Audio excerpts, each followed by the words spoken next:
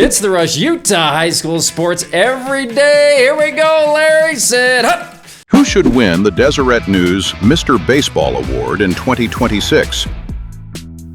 Oh my gosh. Good luck with this one, Deseret News. The coach is putting it together. I love that they do it, but it is a tough job because you're picking one kid from all classifications, 6A, 4A, 3. A kid from Juab won it a couple years ago. There's only been one back-to-back winner that I've been able to see, and it was from Pineview. It was homeboy from Pineview, Larry, Marcus Littlewood, back in like 2008, 2009. So it can go to a junior. Most of the time it is a senior. A lot of the time it is from a state champion. So keep that in mind.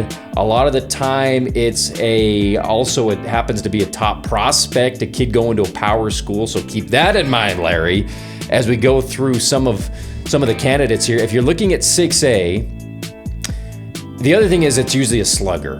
A lot of the times it's a pitcher / great hitter. That's a bonus if they do both. But most of the time it leads with who's the top slugger in the classification, great batting average, hits for power, all that stuff. So if you look at 6A, the top slugger was Miles Robinson from Sky Ridge.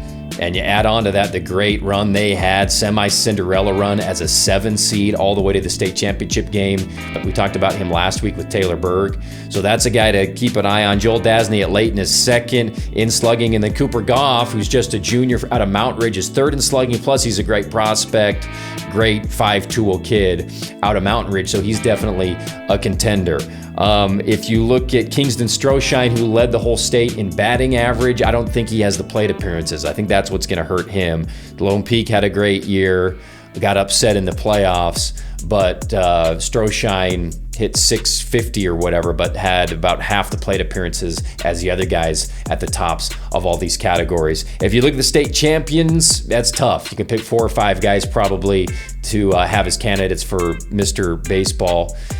Gavin Robinson, guy we talked about with Taylor last week, led the team in a lot of the hitting categories, including 15 doubles. If you're looking for a dual threat guy, that's Kenny Johnson, unbeaten on the mound. He was 8-0 with a 1.35 ERA. That's tough to beat. Plus, he hit really well, almost 400. He had 13 doubles. So that's your 6A candidates, and I know that there's probably 10 more you could argue, depending on what team you cheer for. We go down to 5A. Your top prospect might be Jeremiah Hall from Maple Mountain, who took them to a state championship series. Two-way guy, great pitcher, great hitter, and a top prospect in the state, but an underclassman. So we'll see, if it goes to a junior this year. Brody Densley out of Cypress, who was one of the top sluggers in the state. Cypress won their region, had a great year, got upset in the playoffs, but Brody was tremendous all season long. There's a couple others with great stats hitting for the Pirates. The Hidalgos, Neuker Velasquez as well. He hit over 500 and had a great year. And then you got to look at the state champ, Spanish Fork, take your pick. Nixon Warren on top of a lot of people's lists. Trig Cloward.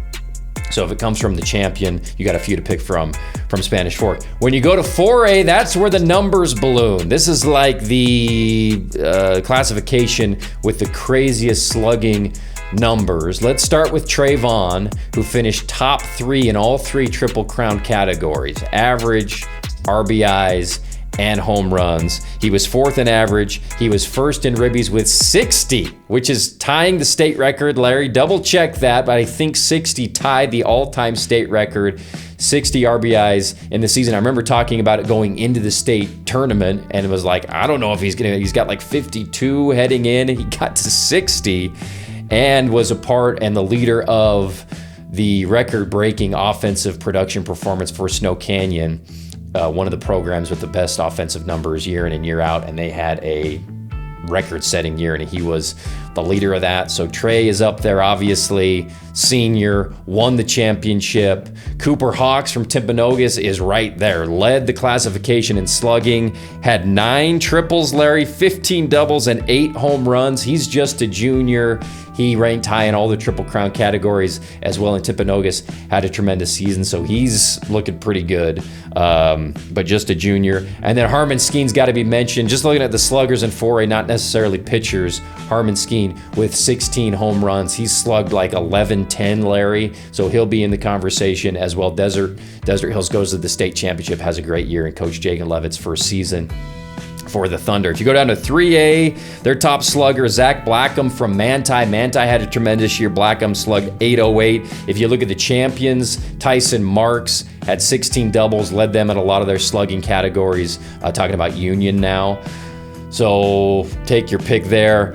Two-way, Waylon Sorensen, two-way guy, great hitting numbers, and a 0.88 ERA for Gunnison Valley.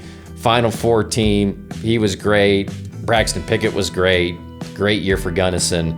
If you look at the champions, Kenneth Roscoe, just a junior, but he slugged 1,000. Tons of extra base hits and home runs. Larry, what was his final home run number? Can you pull that up? Raider Blomquist from Beaver, 533 and slugged 1,000 as well. And Beaver was the top seed in the tournament in the RPI. Had a tremendous year. So I don't know where the heck you go. I'm glad it comes down to the coaches. There's a bunch of different criteria that people use. I'm glad that the Deseret News does this every year, and I'm excited to figure it out. I think it comes out in a week or two, right? I think last year it came out like June 13th or something like that. So we'll see who it's going to be, Larry. I think 4A's got a shot to get Mr. Baseball. 6A obviously has always got a shot. And great performances in 2A too. I mean, Waylon Sorensen's year was incredible, and the other ones I mentioned. So it could be a crazy year, Larry, with figuring out who the heck they're going to pick. But always fun. It's a tough job, but somebody's got to do it.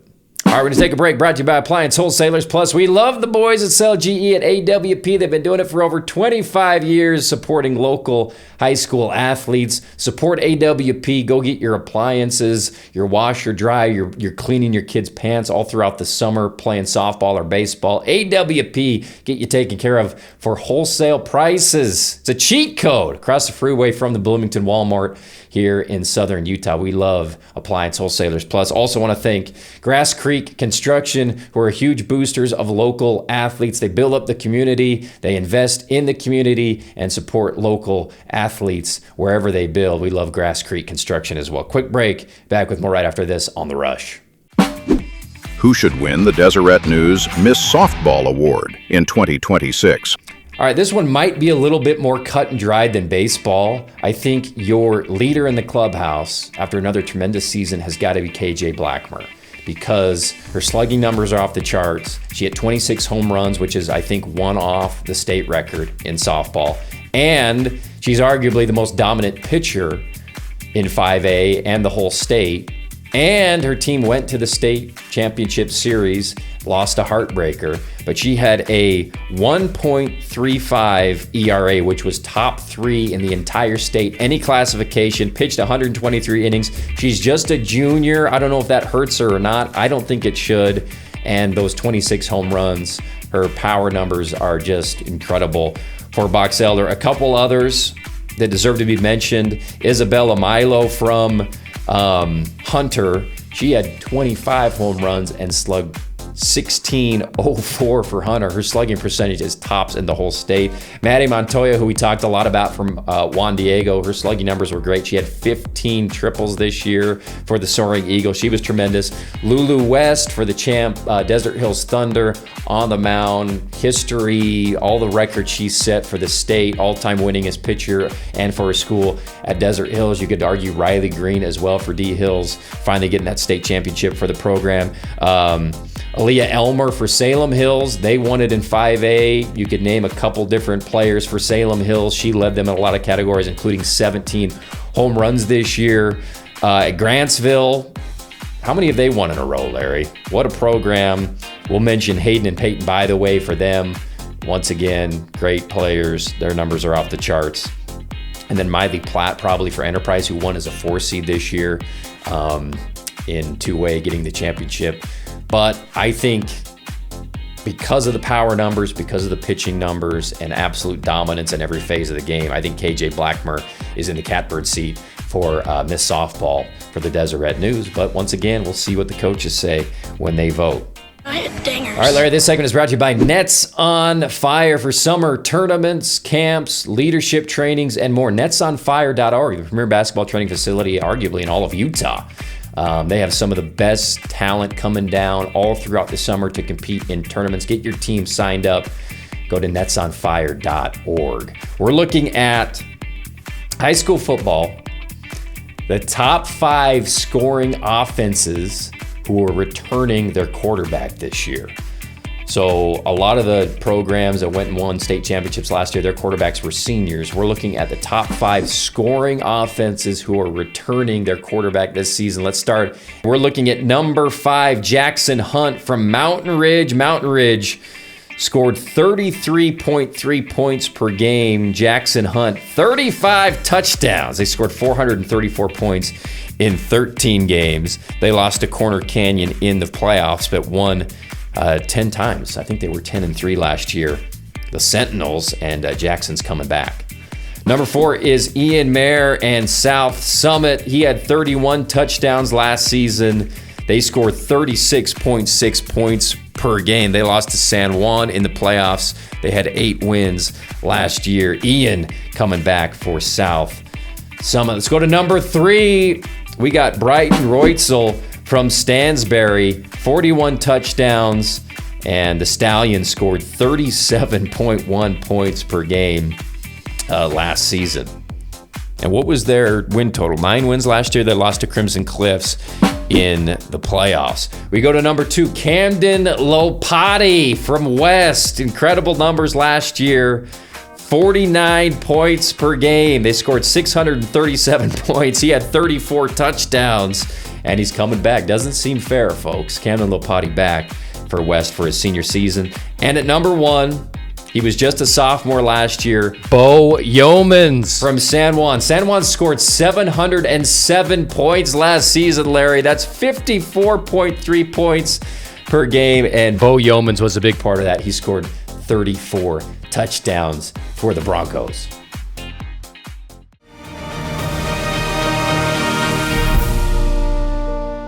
Welcome back. It's The Rush. We are thrilled to have one of the top athletes in the state of Utah, football, basketball player. We're talking about football today with Malik Sika.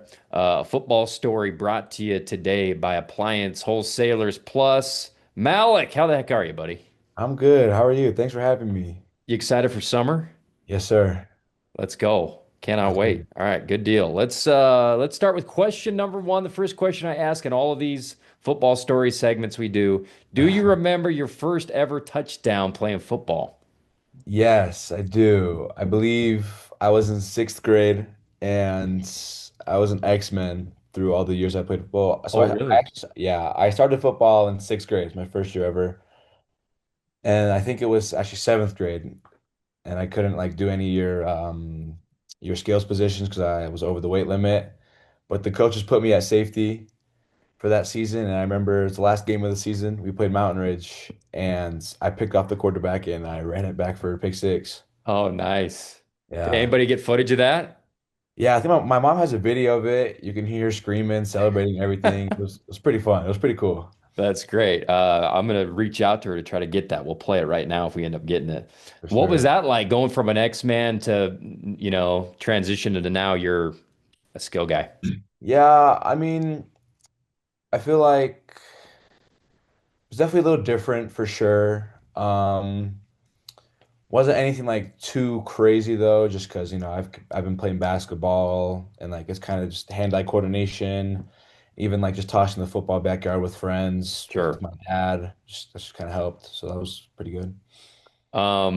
Let's go to the next one, which is the hardest you've ever been hit in football, practice, game, little league, high school. Yeah. So it was actually this past year at a practice. We were going through our defense, and they had me run a quick slant, and I caught it. And as soon as I caught it, one of our linebackers, Calvin, he blew me up, broke my back plate off and everything. Oh, dang. So he wasn't Yeah. messing around in practice. No. Like I feel like he wasn't like targeting me either. He just dipped his shoulder, and since I was running full speed too, we just like ran into each other, and then Let's go. happened. I love Yeah. that. It was fun though. It was funny. Excellent. What's the biggest challenge you've had to overcome in your football career? I would definitely say that X-Men rule. That was definitely hard for me just because like I had good hands, and Yeah. back in Little League, I was one of the more faster guys, even though being an X-Men.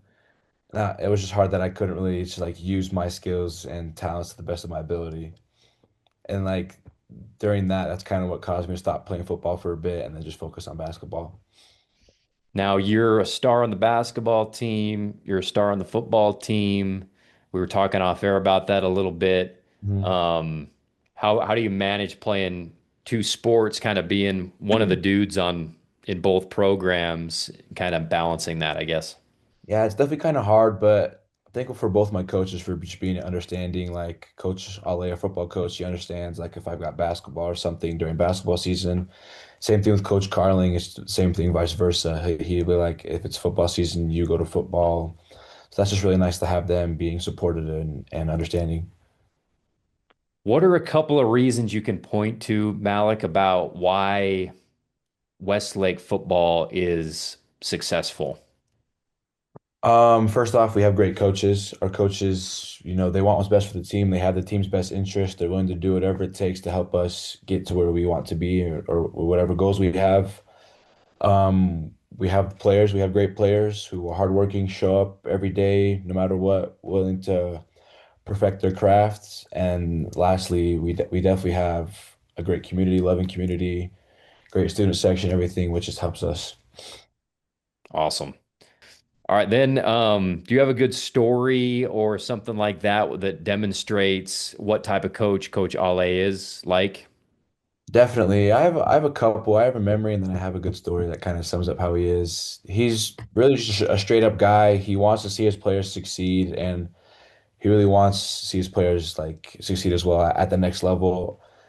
He shows examples of that as he's always getting after us, like just for the little things, just because he knows what it takes. Yeah. He played college, he went to the NFL, so it's just him giving his wisdom to us is really meaningful, means a lot. And for seeing us at the next level, whenever we go out of state for like to play a game, even as like a team bonding trip and stuff, he always makes sure that we go visit some university, either go to a game or just say what's up to the coaches and get a little tour as a team, which I think is really cool. Who's a player in your region, Malik, who you have respect for, who's just a good player or somebody you've gone up against a couple times that you're looking forward to maybe playing again this year? Unfortunately, he's a senior, so he's leaving. But Denzel Peoples, the corner from Bingham, I just really admire him because he knew how to get after you, and he's good at what he does. And like he'll poke at you, the little things that are unseen, just kind of get you ticked off or off your game. But for me, I love that because I kind of feed off of that, and I'm not going to back down from that. And then it was just fun to see that transition into the basketball court, and we've just kind of built a great connection off of that. Awesome. That's great. I meant to ask you this earlier, but game two last year, you had an epic performance. Yeah, thank I you. couldn't believe the numbers that I was just reviewing before this. 300 something yards, 15 something catches. Yeah. What was it like just to be in a flow like that with your quarterback and making all those plays? Yeah, I think you said it perfectly. I was low-key in a flow. I didn't even know how many yards I had or anything. I think until my second touchdown I scored, Coach Lay was like, "Yeah, you've got 250 something yards. We're gonna give you one long bomb to get 300." And that's what we did. I didn't even know up until that point. So I was just in the game for real. Awesome. Let's see. What would you say to a seventh grade kid who wanted to become a varsity receiver? What would you tell that kid, even if you could go back and talk to yourself, what's a couple of pointers you would give them? Definitely just to keep believing in yourself, keep working hard. It's not always about making those game-winning plays, being flashy, everything, it's the little things, are you coachable? Can you take that criticism and feedback? And are you a good teammate? Do you help uplift others around you? And definitely I'd tell him like just not to compare himself to varsity athletes right now because there's obviously kind of a big like, gap based off of like maturity and Sure. whatnot Hmm. and just tell him to stay consistent and work on being the best he can be. because when say the time comes, he's on that field, and if he stuck to that process, he will for sure excel above anyone else. Beautiful. Who are some teammates? I'm going to limit you to like two. I know you probably want to name all of them, but give me a couple of guys who might be underrated and will be contributors this year for Westlake. I want to say Spencer Dickerson. He played linebacker last year, but I think he's going to be our tight end. Like him a lot, definitely under the radar, and I think he'll have a pretty good year at tight end. And then think of another one. Say either our quarterback or our linebacker or one of our linemen, Malik. They're Yeah, looking good too. They're still young, so they got plenty to grow into, but they're showing improvements and putting in that work. awesome. And then tell me a little bit about what you think of forecast a little bit, what this year is going to be like for Westlake in the region and how competitive it's going to be. Yeah, I'm excited. I'm really excited. Glad to see Silas, getting in our quarterback. He's definitely made major improvements from last year, which is great to see. I'm just really excited and anticipating the best for us. We've got a great region. We're just going to be competitive and just work our hardest.